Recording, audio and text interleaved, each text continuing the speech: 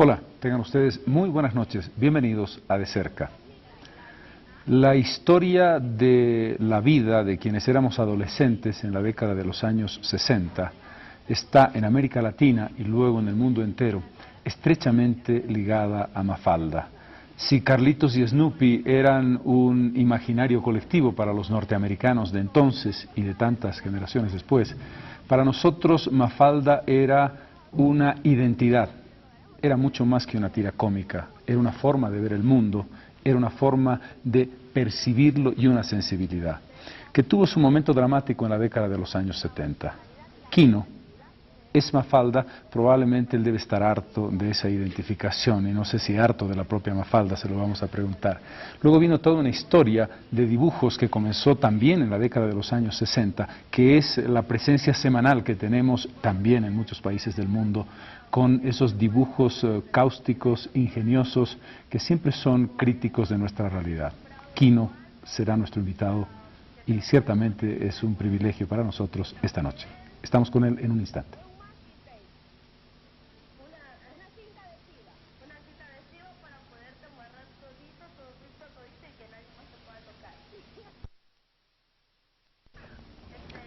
¿Joaquín Lavado o Quino?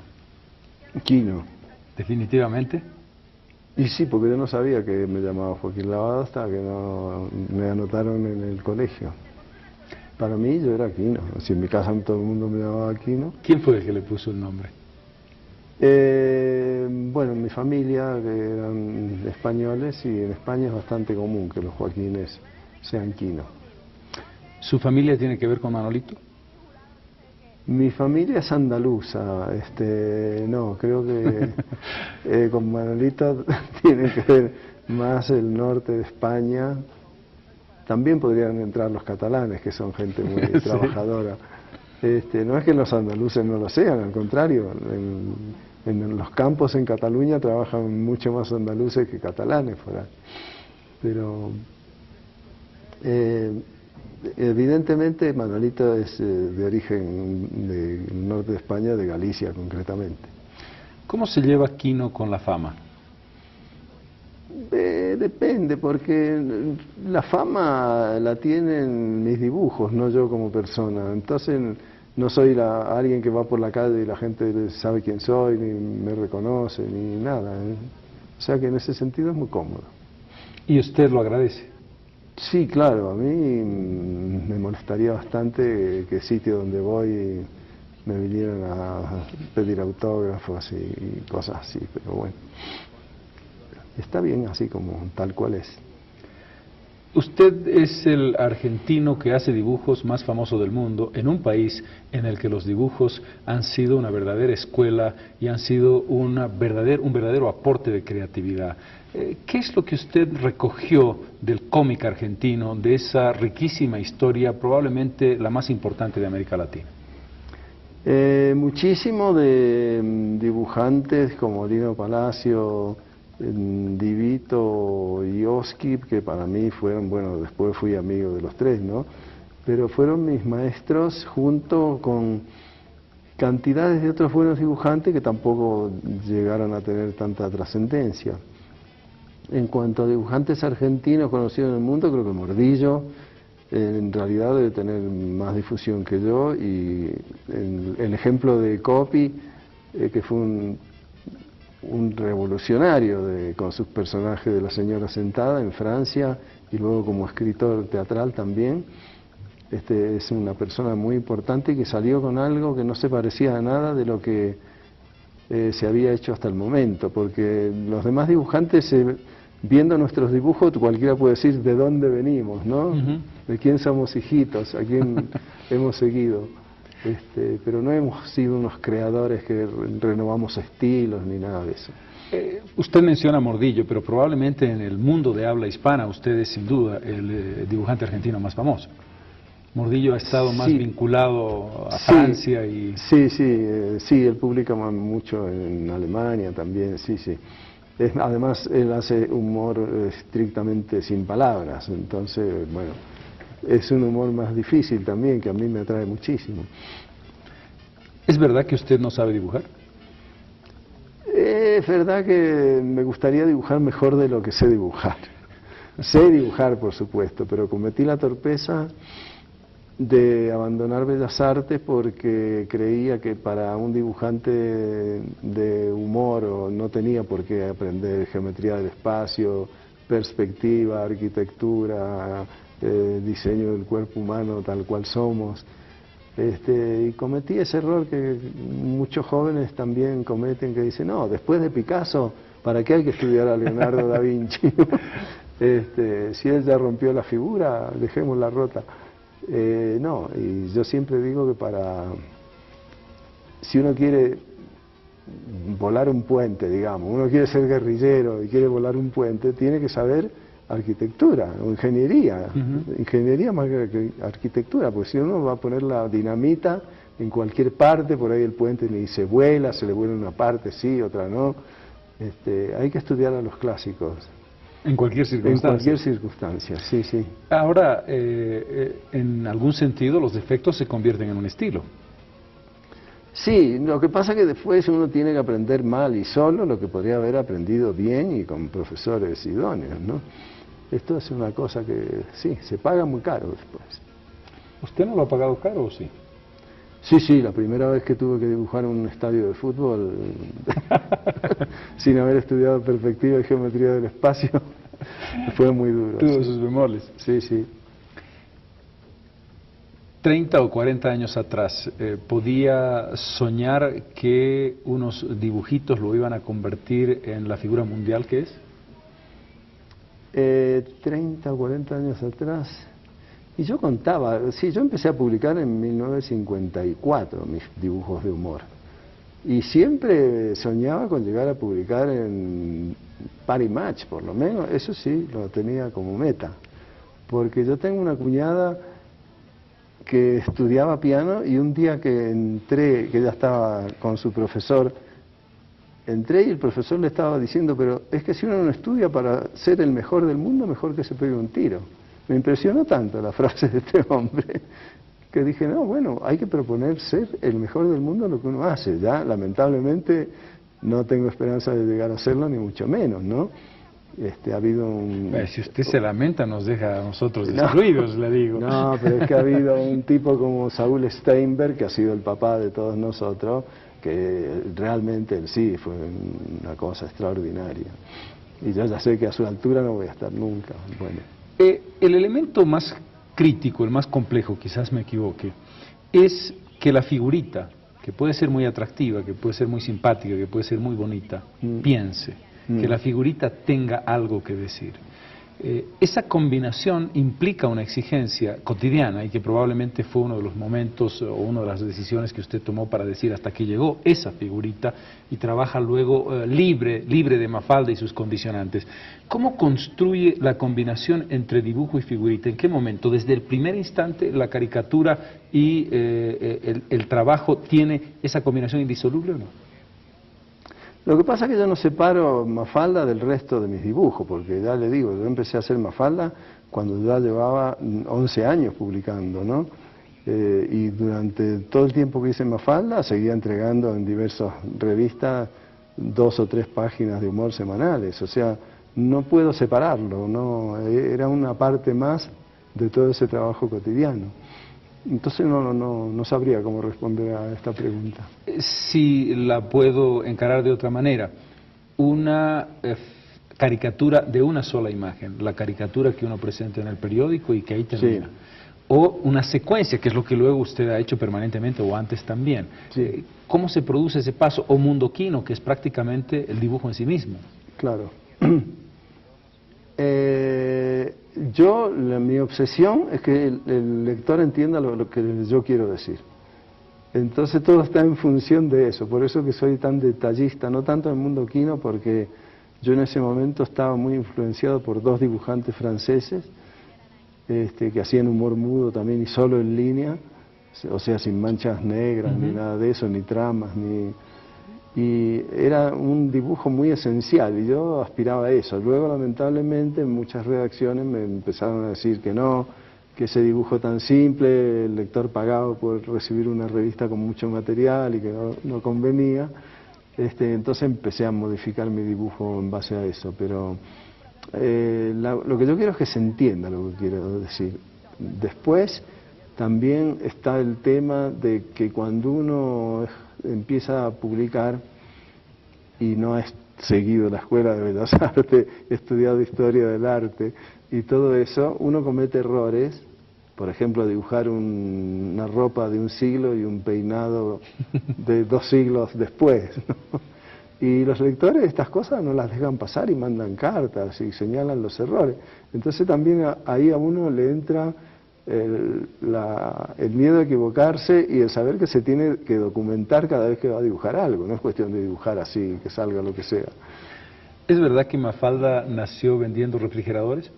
No llegó a venderlos porque no se llegó a hacer la campaña esta para la cual me pidieron que creara una historieta parecida a Carlitos y Snoopy, ¿no? ¿Carlitos y Snoopy es un padrino de Mafalda? Y sí, porque me pidieron que en ese momento, claro, era el boom de esta historieta. Y como yo, páginas de humor muchísimas, venía dibujando, pero historieta con personajes fijos nunca había dibujado, y ya que me pidieron, así que debía parecerse en cierto modo, recordar a esta tira, me compré los pocos libros que en ese momento en Buenos Aires se conseguían, que los vendía en una librería norteamericana. Yo en esa época hablaba bastante bien inglés, luego lo he ido perdiendo. Y me los estudié todo, a ver qué cambios había traído este hombre, y había traído muchos cambios en la historieta, realmente. Hasta ese momento, en la Argentina los personajes tenían una sola característica. O sea, estaba don Fulgencio, que era un señor ejecutivo que no el hombre que no tuvo infancia. Que no tuvo infancia y apenas nadie lo veía, hacía cosas de chico. Y esa era su única característica, no era un tipo que fuera bueno, malo, no. Y Jules trajo justamente eso, personajes que eran como de estos chicos de carne y hueso que eran buenos, eran malos, sufrían, lloraban. Construía psicológicamente a los personajes. Claro, solo que él no puso adultos en su historieta.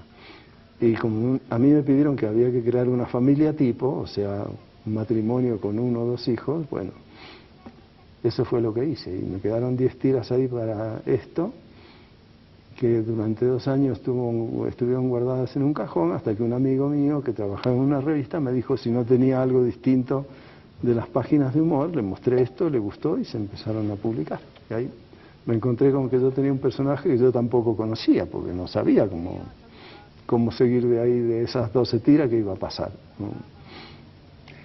Usted hizo una serie original que estaba cerrada teóricamente, es decir, esas 12 tiras y nada más.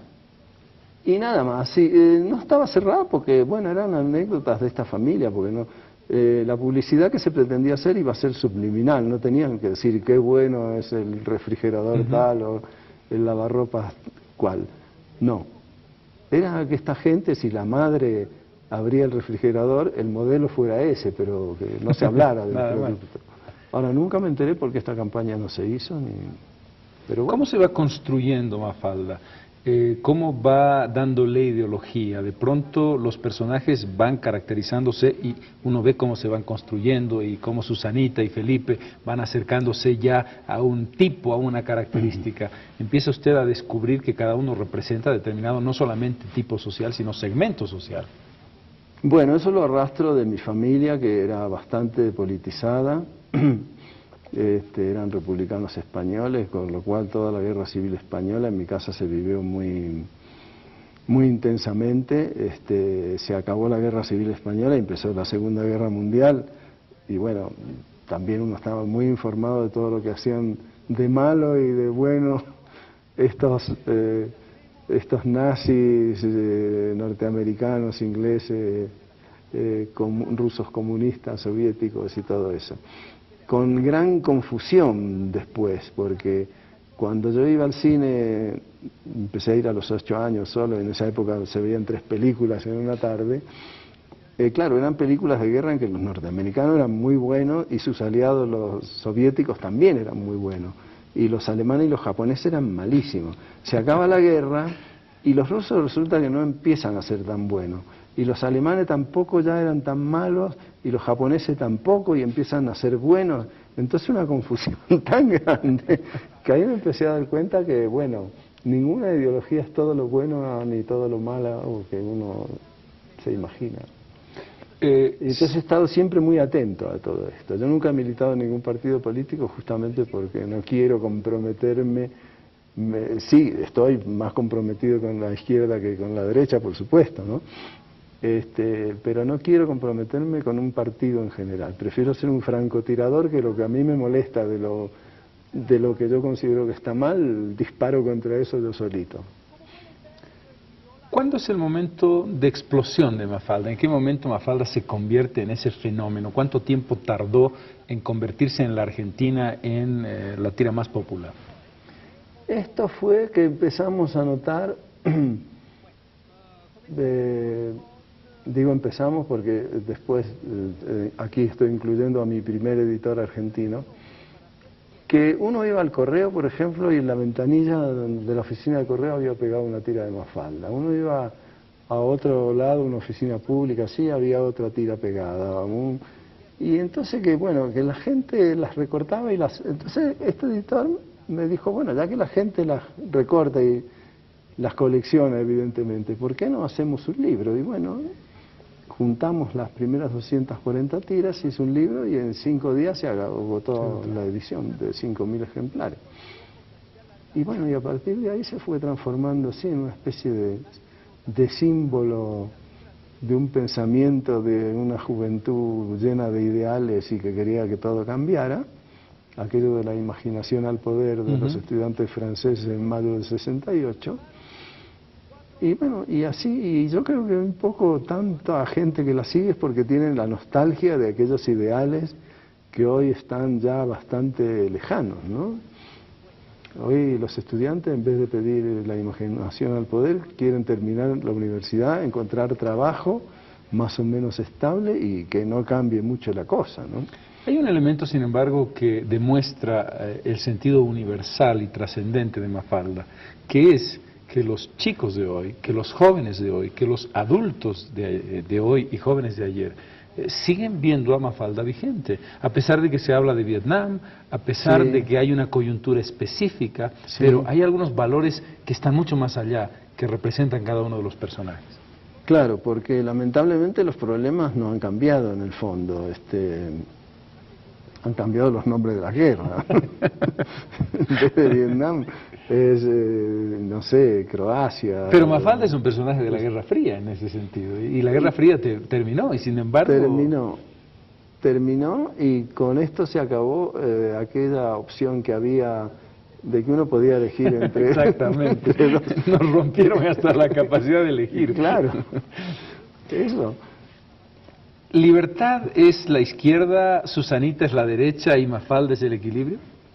En ideología, porque Felipe está más allá de las ideologías. Y Felipe, sí, Felipe está más allá. Es un hombre que tiene problemas existenciales, ¿verdad?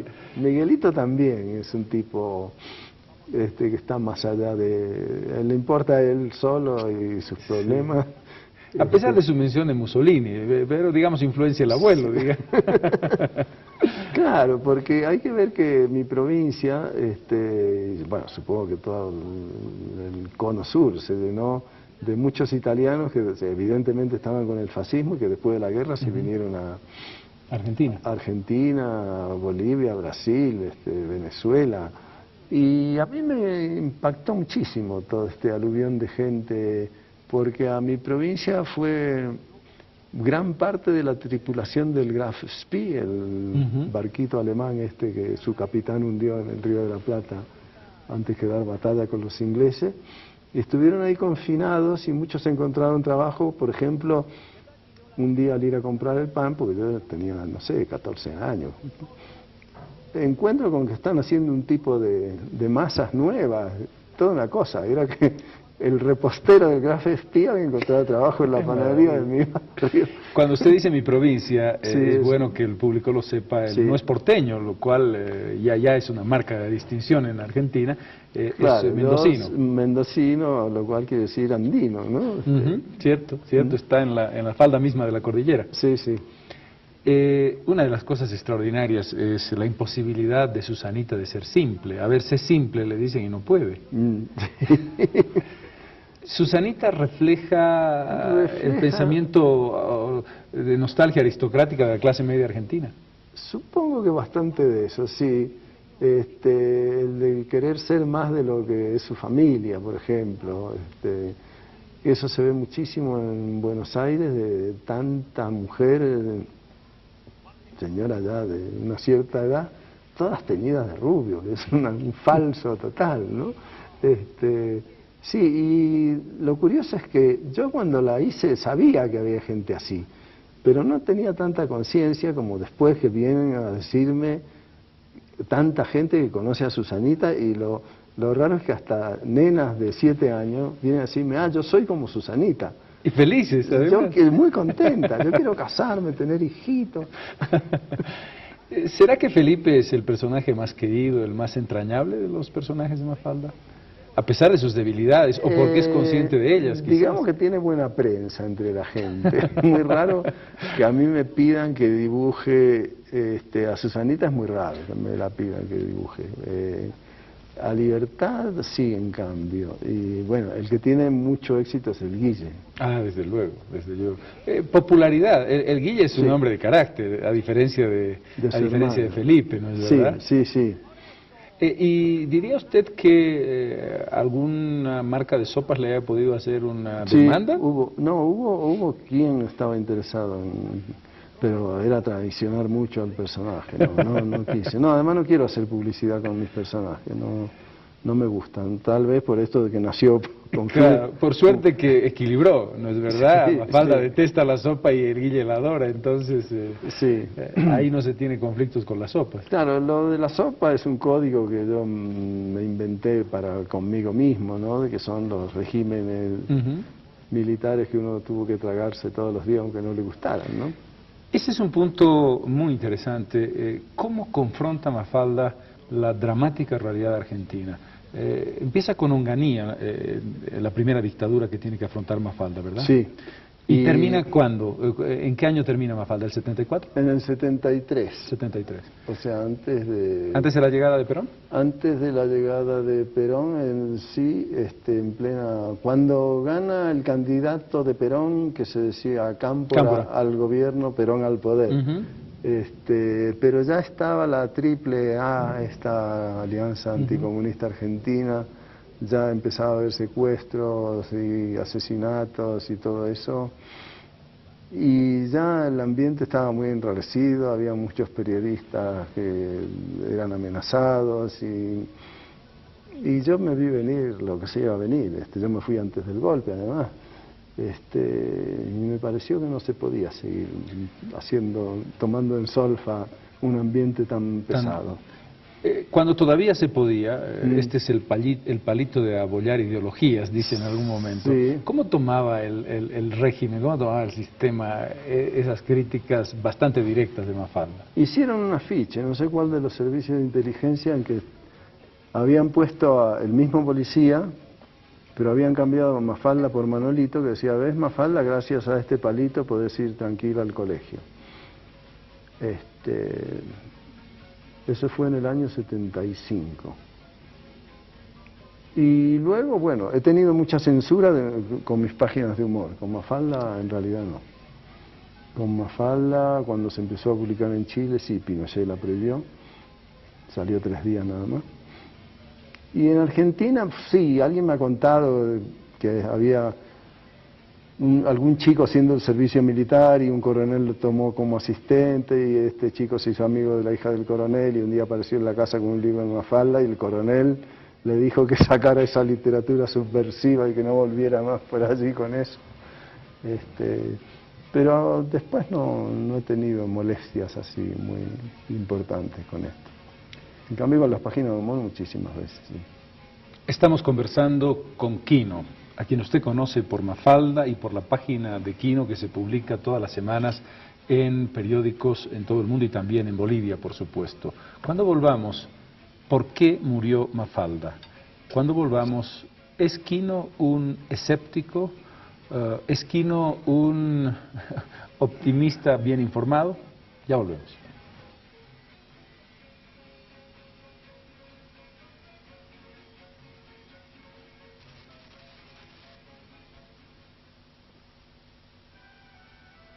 Sí. Tenemos el privilegio esta noche de contar con Quino, el padre de Mafalda. ¿Puede un padre asesinar a su hija? Hay padres que lo hacen, sí. Yo con mi personaje no considero haberlo hecho, o sea, no he sido un tipo que he dibujado una historieta en que Mafalda se muera, por ejemplo. No soy como hizo Conan Doyle con Sherlock Holmes, que escribió que este hombre se había muerto y ante la protesta popular Tuvo que resucitarlo. Tuvo que resucitarlo.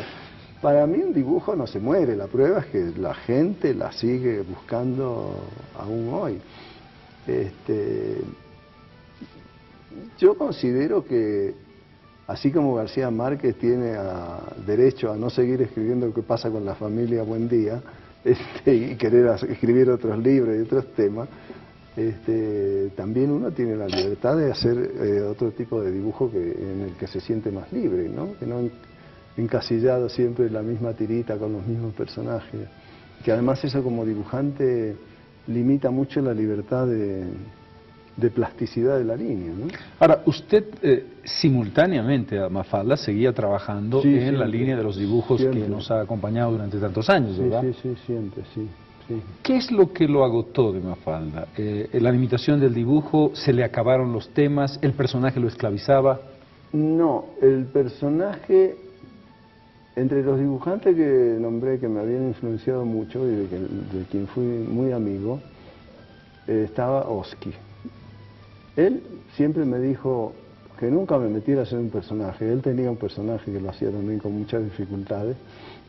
Y me dijo, cuando en una tira vos tapás el último cuadrito con la mano y ya más o menos sabés cómo va a terminar, Esto va mal. el dibujante debiera dejar de hacer esa tira. Y yo notaba que me estaba pasando eso. Y entonces me pareció que era más honesto para conmigo, para con mis personajes y para con los lectores, no dejar de hacerla, porque era una especie de estar engañándolos. Porque yo siempre, con Charlie Brown, al que yo siempre admiré tanto, durante 12, 15 años, ya al verlo 20, 25 años, siempre lo mismo, yo también decía, bueno, Jules debiera dejar de hacer esto, ya estoy harto, no me interesa más. Y si hubiera seguido dibujando a Mafalda, seguramente hubiera pasado eso con mi personaje. Se hubiera no podía agotado. escapar a esta regla. Por cierto, ¿conoció a Schultz? No llegué a conocerlo, no. Ni por correspondencia, ni... No, salió un libro mío en Estados Unidos y le pidieron que él hiciera la crítica y hizo una crítica muy elogiosa, diciendo que él envidiaba mi variedad de temas, cómo yo podía tocar tantísimos temas tan diferentes. Es que es verdad, probablemente sí. la diferencia fundamental entre Carlitos y Mafalda claro, es que Carlitos es el mundo familiar tal cual y la problemática nunca sale un milímetro al mundo exterior, que es lo que usted le aportó. A mí me hubiera gustado eso, ver otras cosas de Jules, ¿no? Ver cómo tocaba él temas como, no sé, los conflictos sociales, raciales, que a veces los ha tocado pero muy por encima. Los conflictos bélicos, no sé, me parece que a mí me hubiera gustado mucho que él me diera otras facetas de su vida y de lo que era capaz de hacer. Le habrán preguntado 1000 veces, ¿extraña a Mafalda? No. ¿Y no la ha vuelto a dibujar, salvo en esta edición que tengo en la mano, por ejemplo, con algunos apuntes o cosas que hizo para amigos, pero nunca ha vuelto a ensayar, dibujar la tira o historias que no conozcamos? No, la hago para así, cuando me la pide el UNICEF o la Cruz Roja o cosas así, pero no. Ni lo volverá a hacer, claro. No lo sé, no me gusta decir. Eso es bueno. Que no. Queda la esperanza, en todo caso nos habla sí, la esperanza. Porque a mí me impresionó mucho, yo no soy religioso, ¿no? Pero cuando visité las catacumbas cristianas en Roma, y pensé, estos tipos viviendo en la clandestinidad 3 siglos, y no perder realmente la fe. No sé si hoy un movimiento es capaz de luchar 3 siglos, y eso que los infiltraron enseguida, ¿no? Claro. Porque a Judas se lo metieron de entrada, ¿no? Es verdad. Torpedearon desde el primer día. Y sin embargo, yo dije, bueno, nunca hay que perder la esperanza. Usted hablaba, cuando conversábamos sobre la génesis de Mafalda, de las ideas que Mafalda defendía, la ilusión de un mundo mejor, la ilusión de un cambio, soy más amigo de la izquierda que de la derecha. Vivimos en este mundo, en el 2000, que quizás usted, que muchos de nosotros ni esperábamos ni deseábamos. No. ¿Este mundo le gusta? No, nada, nada. Me alegro de tener la edad que tengo y que no me queden demasiados años.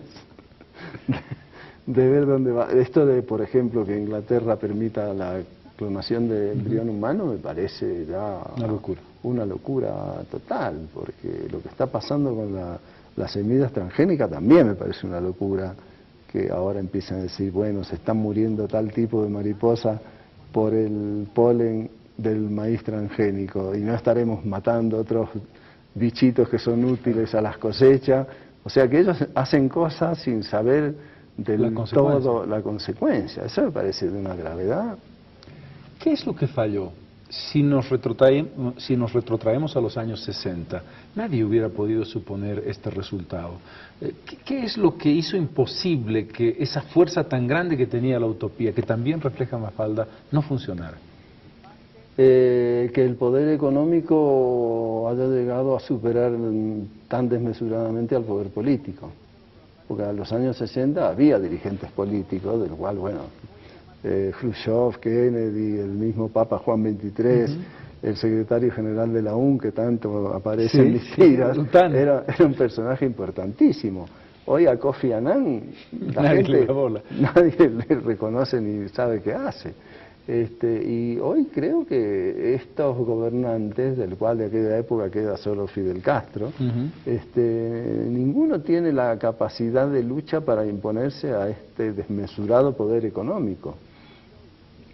Que también, antes uno decía, bueno, si le pongo una bomba a la Monsanto, qué sé yo, o mato al gerente de la Monsanto, a lo mejor cambia algo. Hoy uno mata a un gerente de una multinacional y lo suplantan con un tipo que mandan de cualquier parte del mundo y no cambia absolutamente nada.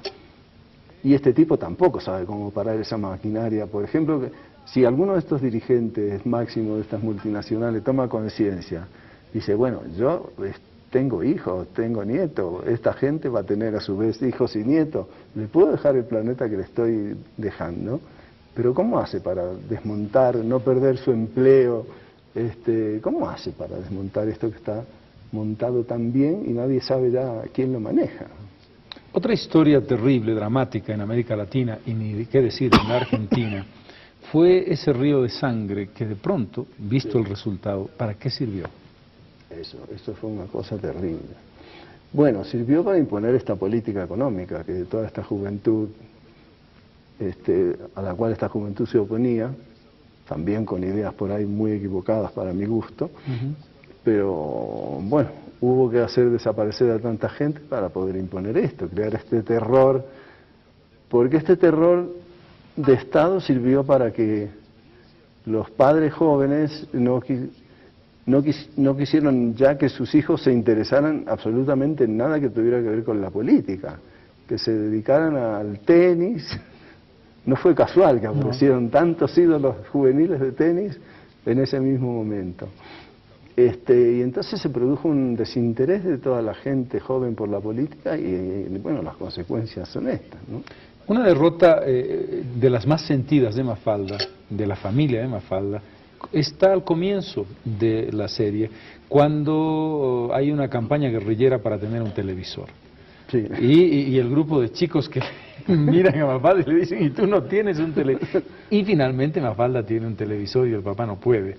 En algún sentido, ese ha sido un círculo permanente en la sociedad de consumo, es decir, el triunfo de la sociedad de consumo con esos intentos de racionalidad que finalmente no funcionaron. Claro, que yo esta guerra la tengo con los telefonitos portátiles, ¿no? Y espero nunca llegar a necesitar uno. Ya somos dos, debo decirle que aún en el trabajo que tengo todavía me resisto heroicamente al celular. Sí, y es una batalla de fondo, ¿no es verdad? Claro, sí. Bueno, yo la del televisor también, en cierto modo, la perdí. porque yo tuve televisor ya por el cansancio de los amigos que me decían, pero no viste tal programa, pero ¿cómo? Y no puede ser. Al final, bueno, uno lo compra, pero hasta el día de hoy realmente no veo casi nunca televisión. Veo por ahí, sí, bueno, si hay un hecho muy gordo en el mundo, esto del submarino ruso, por ejemplo, claro, uno inevitablemente lo pone para ver cómo van las cosas, un terremoto, cosas así. Y luego veo, sí, canales culturales también veo, porque en televisión, cuando se la aprovecha bien, la televisión es fantástica, ¿no? La pregunta que todo el mundo se hace: ¿cuánto tiempo le implica el trabajar la idea de una tira?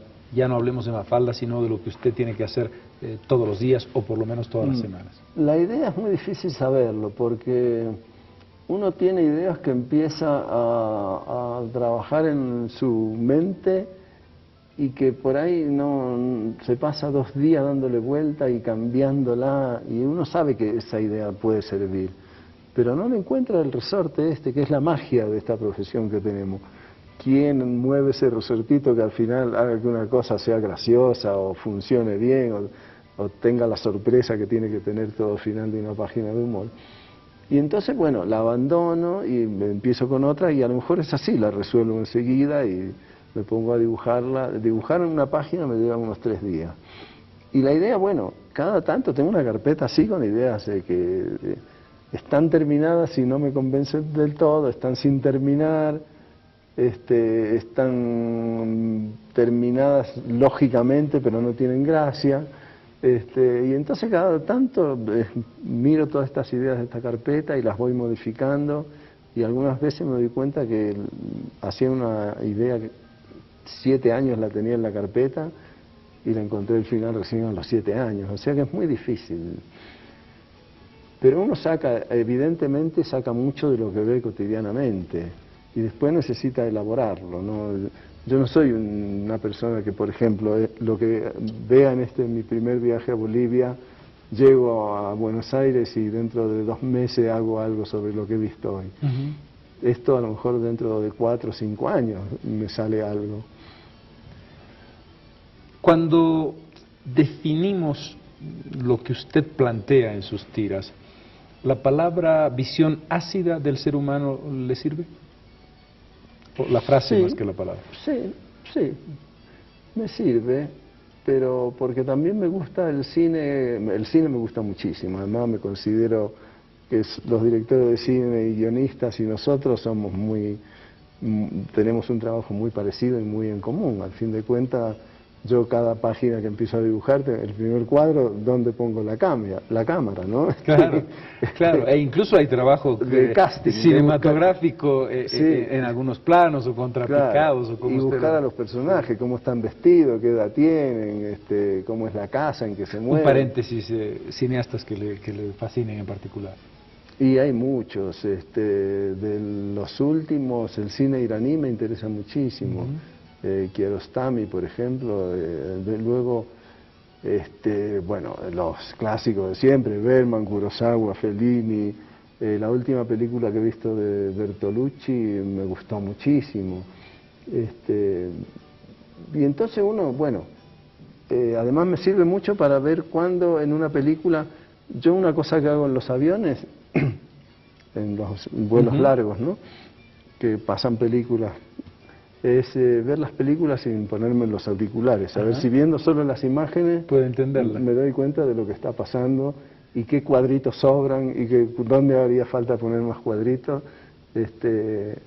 Entonces, bueno, uno tiene la influencia también de tantos libros que uno lee, de frases que por ahí escucha, o de artículos que uno lee de Umberto Eco, por ejemplo, que a mí me gusta mucho.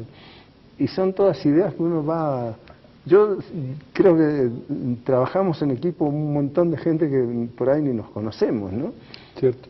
¿Le gustó, por cierto, la resolución de Mafalda en imágenes en movimiento, en televisión o en cine? Sí, eso me gustó mucho, pero ahí hay una componente afectiva que influye mucho. Yo con este director cubano con el que trabajamos, él ya había hecho con páginas de humor mía una serie llamada Quinoscopio. Sí, sí. y somos muy amigos y nos queremos muchísimo. Entonces, lo que él dice siempre que no importa tanto el resultado, sino que nos divirtamos.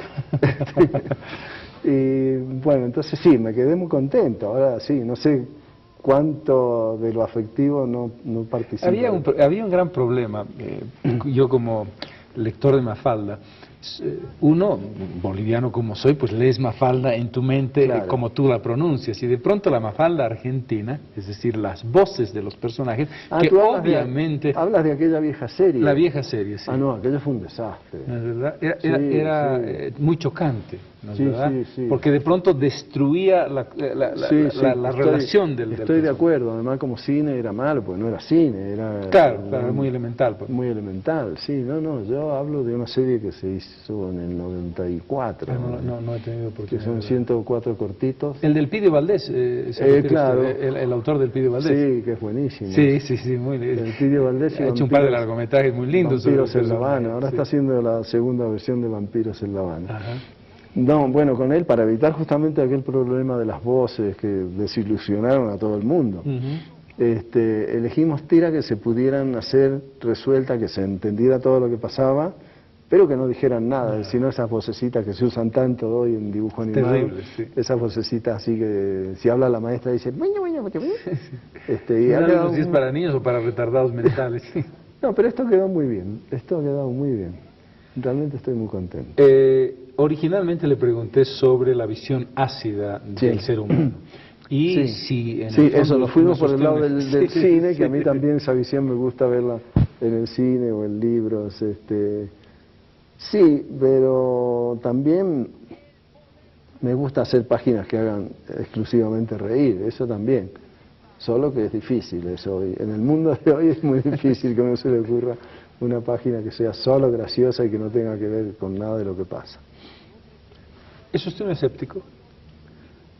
No, ya hablamos de que hay que tener el optimismo, hay que mantenerlo, ¿no? Este ejemplo de los cristianos de los 300 años en la clandestinidad y seguir luchando así, me parece que... No, en el fondo no, claro, cuesta no serlo también.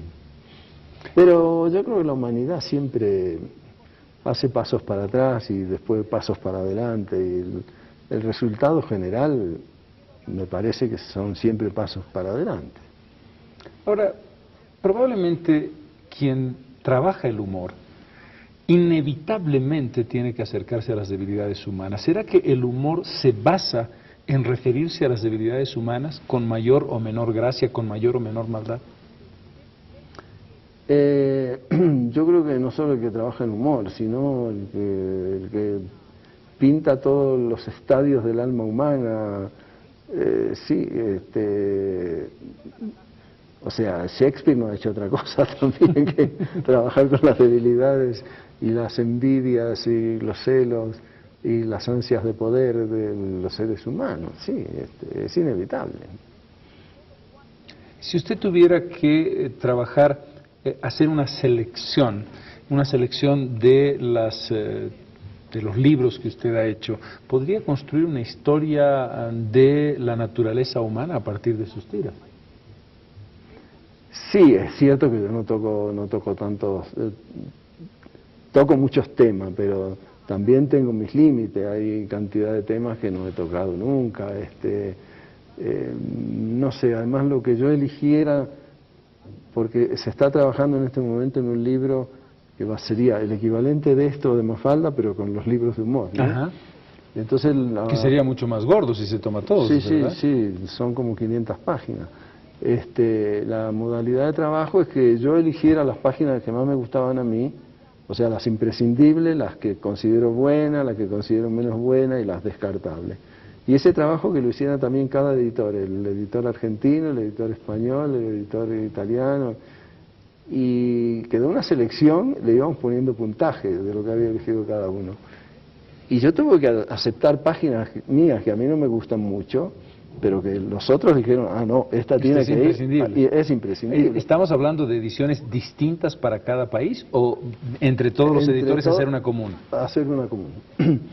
Y fue muy curioso esto, ¿no? Porque a veces había coincidencia, pero a veces hay gente que elegía páginas que yo jamás las hubiera puesto. Y bueno, pero como fue un criterio democrático, me lo tengo que aguantar así. ¿Qué relación tiene o qué influencia ha tenido la línea de Quino y Mafalda, por ejemplo, en Fontana Rosa, Inodoro Pereira y Buggy el Aceitoso, en un tipo de humor vinculado tan específicamente a la realidad cotidiana, al mundo político, a la sociedad? Abrió un espacio histórico, en otras palabras.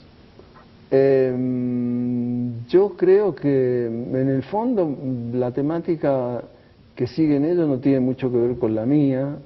Hablo de Fontana Rosa, y otro dibujante que yo admiro mucho que se llama Christ. Pero ellos en cada reportaje me toman como el maestro al que ellos han seguido. O sea, yo considero que Fontana Rosa es mucho mejor dibujante que yo, por ejemplo. Y Chris ni hablar, es mucho mejor que Fontana Rosa, que yo y que muchos otros. Y luego hay un joven, no tan joven, porque ya tiene casi 38, 9 años, que se llama Miguel Rep, que es un tipo muy interesante también, que tampoco es alguien que uno puede decir, este hombre ha tomado la línea de fulanito, de menganito, no, él ha venido con una cosa bastante propia también. Pero probablemente el secreto no esté estrictamente vinculado a la calidad artística, ¿verdad? Es cierto, que hay una combinación que es lo que le da el valor al personaje y trascendencia a las historias. Claro, porque yo tampoco la línea de Oski la he seguido, él estaba en un estilo muy distinto. En cambio, él me dio muchísimo a mí sobre la manera de trabajar, el respeto al trabajo, eso él me creó una conciencia realmente. Usted que ha tenido tanto tiempo fuera de su país y que ha vivido estas circunstancias políticas tan duras, ¿ese espacio nuevo lo convierte más en un ciudadano del mundo, le reafirma su identidad, se siente usted profundamente argentino, latinoamericano, o está más allá de eso? No, estoy más allá de eso. Profundamente argentino no me he sentido nunca, tal vez por esto de ser de tener una familia tan fuertemente de migrantes, y que todo el ámbito que nos rodeaba, de los proveedores, el panadero, el carnicero, toda esa gente eran también inmigrantes. Mi primer contacto argentino, digamos, fue con el colegio primario, ¿no? Es más, yo llegué hablando en andaluz a la escuela, porque yo hablaba como hablaba en mi casa. Entonces tuve bastante, tal vez eso tuvo que ver con que yo eligiera el dibujo para comunicarme, ¿no? Porque tuve dificultades de comunicación con mis compañeros también. ¿Y una visión latinoamericana o trasciende también eso? Sentirse latinoamericano. En América Latina los latinoamericanos somos muy nacionalistas y mucho la reafirmación de lo nacional. Sí, yo eso no lo tengo tampoco muy metido dentro de mí. Me doy cuenta que hay cosas que sí, que un europeo no podría jamás entender de nosotros. Es más, ellos se creen que nos pueden dar cátedra de cómo somos nosotros, cosa que a mí me molesta bastante, y entonces ahí sí me siento muy latinoamericano. Y a veces con los norteamericanos, pese a todas las diferencias que tenemos, reconozco que ellos también tienen en común con nosotros el ser un país joven, ¿no? Hay una anécdota que explica muy bien esto de un profesor italiano, no sé de qué disciplina, pero pongamos matemática, qué sé yo, que estaba radicado en Estados Unidos, en una universidad como de las más grandes de Estados Unidos. Y él tenía mucha nostalgia, entonces una vez hablando con su máster, él le decía, me parece que me voy a volver a Italia, porque acá hay cosas que yo no entiendo, ustedes tampoco me entienden a mí. Y le dijo, pero ¿cómo? Si acá le damos todo, usted vive muy bien. Y entonces el italiano, para que este hombre lo entendiera, le dice, ¿sabe lo que pasa? Que yo en mi ciudad en Italia vivo en una casa del 1600. Y este le dijo, justamente, acá le vamos a dar una casa nuevísima. Y sí, eso, ahí uno se da cuenta que a veces con la cultura europea tiene uno una cosa que ellos tienen tan arraigada. Por ejemplo, con la guerra de las Malvinas, que uno trataba de explicarle a los italianos cómo era este problema. Bueno, por cercanía geográfica, eso es nuestro. Claro. Decía, bueno, pero si nosotros nos podemos reclamar todo lo que tuvimos con el Imperio Romano. No terminaríamos nunca, dice. Y también tienen razón, ¿no? ¿Cuántos pedazos de usted mismo están en Mafalda, en los personajes? ¿Qué rasgos le gustan más de cada uno de ellos? Yo creo que es inevitable que uno meta casi todo de uno, ¿no? Está bien. En Susanita critico cosas que a mí no me gusta de cómo son las personas, pero las malas ideas de Susanita, al fin de cuentas, se me ocurrieron a mí. Es verdad. O sea que yo soy tan cretino como Susanita. Y con el Manolito yo me gustaría tener su manejo del dinero, porque yo con el dinero soy muy torpe. A mí ir a pedir aumento de sueldo, todas esas cosas me ponen enfermo. Realmente es una cosa muy traumática, ¿no? Y trámites de banco y todo eso no sé hacer, no me gusta, me pongo mal. Y bueno, por eso con Felipe y Miguelito, que son los que más andan volando por ahí con sus mentes, tal vez con ellos sí me sienta más identificado. Y con Libertad hoy me pregunto cómo he sido capaz de crear estas ideas tan complicadas que tiene esta nena, ¿no? Tan chiquita. Es verdad. Hoy no sabría cómo hacerlo, me parece. Pero bueno, yo tenía la mitad de años que tengo ahora cuando hacía eso, ¿no? Es otro de los temas no despreciables, de que uno a esta edad no puede hacer lo mismo es cierto. Que hacer eso. ¿Por qué no lo sigo haciendo? Uno de los motivos también es eso. ¿Se identificó en ese momento con el padre? Sí, sobre todo con una tira en que el padre se va a agachar a recoger algo que se le ha caído, hace crack. Y dice que seguramente por una ventana abierta entraron 37 años. Sí. Esa es una sensación absolutamente fija para todos los que pasamos esa edad. Sí. Hay un momento terrible también en La madre de Mafalda, cuando está revisando las partituras musicales y dice, pobrecita la maestra que creía que iba a ser una gran pianista, y pasa Mafalda y le dice, pobrecita la maestra. Es terrible, es decir, es descarnado el planteamiento de la frustración humana, de la clase media que no puede ir más lejos. Claro. Yo me identifico con Felipe, definitivamente, quizás por la timidez y cuando se pone colorado, esa tira en la que él está imaginando que va alrededor de la chica, sí. ¿No es verdad?, en el parque, sí. Y está sentado y no se atreve. Es el más humano de los personajes, para mi gusto. Sí, tal vez sí, sí. Pero bueno, yo veo gente que hace sacrificios terribles por tener hijos, ¿no? También se somete a una serie de análisis y de complicaciones en su relación sexual con la pareja, de tener que llevar a un laboratorio a las 6 y 10 de la mañana. Sí. Y digo, bueno, al fin de cuentas, yo jamás he sentido esta necesidad de ser padre, ni mi mujer de ser madre, con esa violencia humana, ¿no? O sea que Susanita también es muy humana. Cierto. Ahora, comentaba antes de la conversación, esa curiosísima mención en las tapas de Mafalda en la España de Franco, solo para adultos. Que en cierto modo era cierto. Porque a eso iba. Cuando Mafalda se publicaba en la Argentina, en un periódico que se llamó El Mundo, que salía...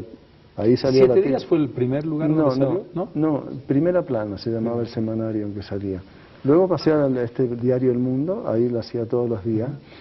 Y ahí la publicaban en la página editorial del diario, junto a la editorial. No la publicaban en la página donde salían todas las demás historietas. Y yo nunca pensé que la iban a leer los chicos. Lo que pasa es que los chicos hoy, con la televisión, tienen tal grado de información que saben todo. Yo cuando era chico no tenía la menor idea quién era el Papa, ni cómo se llamaba el presidente de los Estados Unidos. Agata sabía cómo se llamaba nuestro presidente. ¿Cuando salió Mafalda la leían los niños en Argentina o no? No. No, porque además, claro, el medio, como usted bien lo dice, claro, no estaba no lo entendían. ¿Cómo es su relación con los niños que de pronto le dicen que leen Mafalda y se identifican con los personajes? Es muy reiterativo que vengan chicas de 13 años, hablo de chicas porque el público mío es el 90% es femenino, no sé si el que me lo demuestra, porque después supongo que muchos chicos la leerán también, chicos varones, ¿no? Pero chicas que vienen a decirme... Yo la empecé a leer desde muy chiquita, Y claro, cuando tenía 5 años muchas no las entendía, y hoy las vuelvo a leer y entiendo todo. Qué maravilla. Sí. Es verdad. Además, Mafalda tiene esa virtud extraordinaria de la relectura. Y la relectura una, dos o tres veces, pero pasados muchos años, Sí. y la visión que uno tiene y el disfrute que uno tiene es distinto dependiendo de la edad, ¿verdad? Sí, sí, sí, sí. Bueno, eso me pasa a mí con la música también. No es lo mismo escuchar un compositor a los 30 años que el mismo compositor a los 60, ¿no? Ciertamente. Uno, la lectura que hace de su música es muy distinta. Le voy a pedir algo que usted me podrá decir que no, o que sí, porque mucha gente me lo ha dicho. Queremos ver a Quino dibujando a Mafalda. ¿Podrá ser ahora que lo podamos ver dibujando a Mafalda aquí mismo en el libro? Lo que ocurre es que no tengo un No elemento un elemento de tengo dibujar. un bolígrafo que me parece que se va a ver poco. En todo caso, peor es nada. Sí. Por favor, si vamos con la cámara.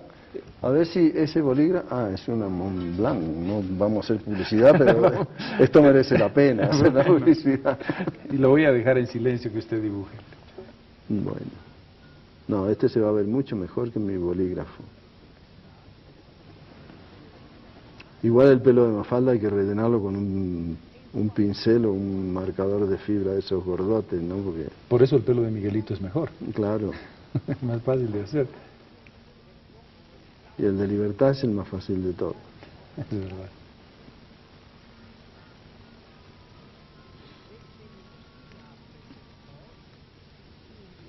Además yo esto lo hago, tengo que dibujar primero a lápiz y luego pasar en tinta, Ajá. ¿sí? Improvisar con la tinta directamente no doy garantías de cómo va a salir.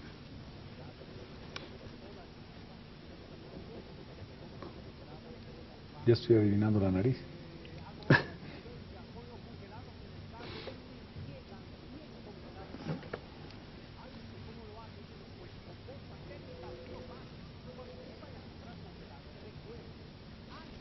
Bueno, este pelo lo vamos a rellenar con más livianito, porque si no Si no va a tardar demasiado. se va a quedar sin tinta la pobre lapicera.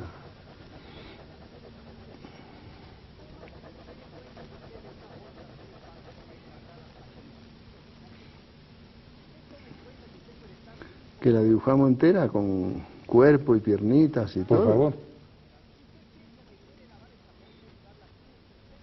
A ver, la cabeza es más grande que el resto del cuerpo. El vestidito no cambia. El vestidito no cambia. A veces tiene una especie de saquito de lana, que en España se llama rebequita. Ajá. Que es gracioso eso, les ha quedado una película que se llamó Rebeca, donde ellos por primera vez vieron este tipo de ropa, ¿no? Y se quedó así. Y se quedó así.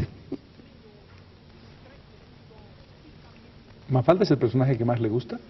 De sus... No, me parece, como fue el primero que creé, y yo no estaba todavía muy ducho en crear personajes así fijos, me parece que es el menos espontáneo de todos. Pero psicológicamente. No, psicológicamente sí, lo que no me gusta mucho es esas peroratas dirigidas a las Naciones Unidas. Demasiado pedantes. Me quizás. parece demasiado, sí, demasiado verborrágico y falso en un chico de esa edad. Pero el mundo reposando en una cuna era una maravilla, era una idea genial. Sí, no, Con eso- termómetro incluido. Eso sí, ya esas cosas sí. Bueno, pero ella había aprendido un poco más cómo venía la cosa. Pero hay cosas que uno dibuja que después al verlas se da cuenta que no debiera haberlas hecho nunca, ¿no? Por ejemplo. Por ejemplo, hay varias tiras en que aparece la cocina con cacerolas sobre el fuego y el mango de la cacerola está fuera de la cocina, que es algo que se aconseja hoy que Que nunca, jamás ocurra. que jamás ocurra, claro. Así que bueno, hoy esas cosas no las repetiría, por supuesto.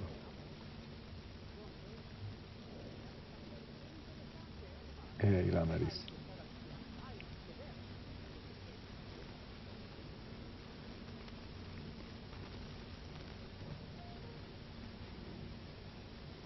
¿Va a sonreír o va a estar preocupada, Quino? No, no, va a sonreír.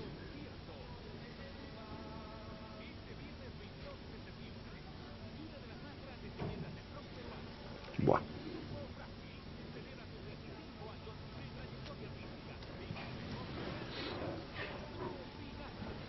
Muy bien. Muchísimas gracias. No, de nada. Si tuviera que definirse, ¿se definiría como alguien profundamente humano en todo lo que eso implica como palabra? No sé, yo no me animo a autodefinirme, me parece